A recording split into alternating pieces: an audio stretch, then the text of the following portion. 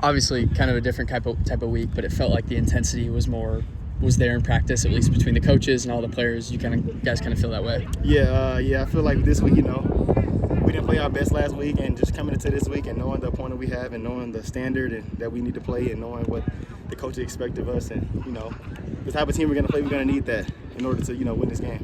I felt like there was an emphasis on tackling again today, especially in the live periods where there's maybe more tackling in live periods than usually or just flat out period.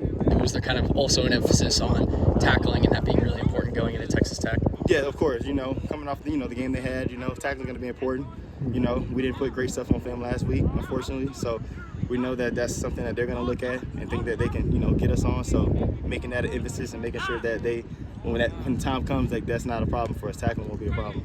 As a corner group, when you play a team like Utah, when they only throw the ball 12 times and they run the ball up the gut, is that extra frustrating for you guys when it almost feels like you do your job in a way, but it's still the scoreboard doesn't really represent that?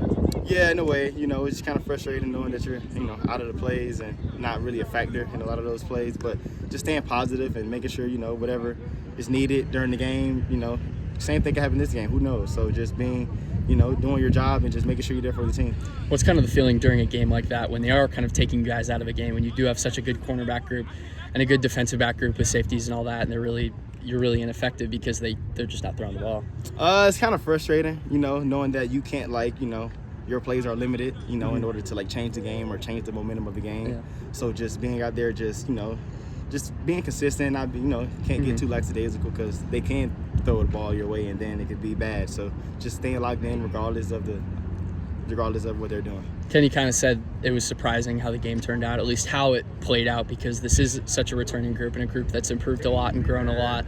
Was there kind of a feeling of also being surprised, especially coming off game against TCU where you lit up the stat sheet, Baylor played pretty well? Was there kind of a surprise to it in a way?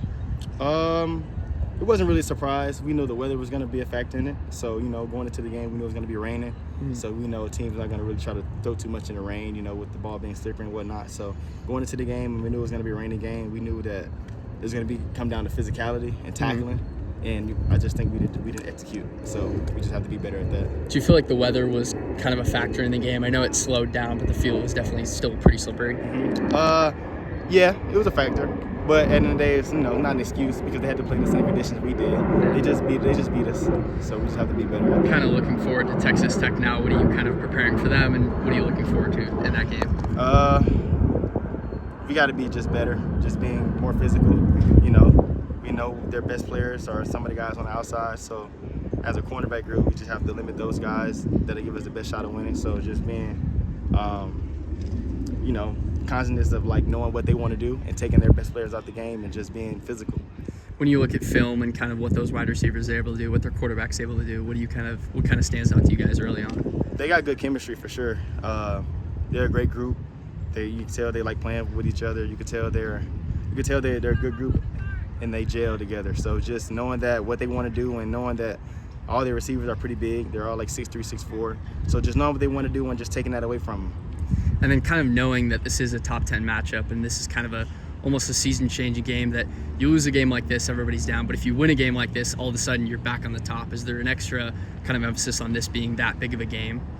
Oh, yeah. Every game's big, but for sure this is one that, everyone on the team had marked because we know what type of team they are. We know what type of, what they did in the portal and all the other stuff. So we know that this is a game that is marked for a lot of people, and this is a game that, 1 o'clock.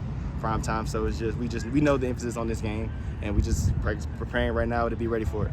Thinking about how TCU, the home factor, was such a big factor. You go away to Utah where that's kind of a big factor, but you come back for this game and you are at home. How big is it to have that home crowd behind you? It's amazing. We our home crowd and our home is amazing.